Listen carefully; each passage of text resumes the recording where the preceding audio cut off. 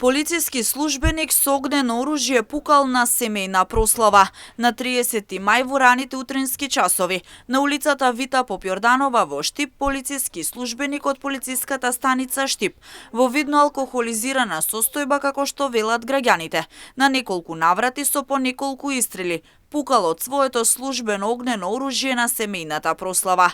Граѓаните кои живеат во близина реагираат за настанот. Велат дека со ова во опасност се довеле присутните на семејната прослава, но и жителите кои живеат на оваа улица. Дополнително велат се руши авторитетот и довербата на Министерството за внатрешни работи.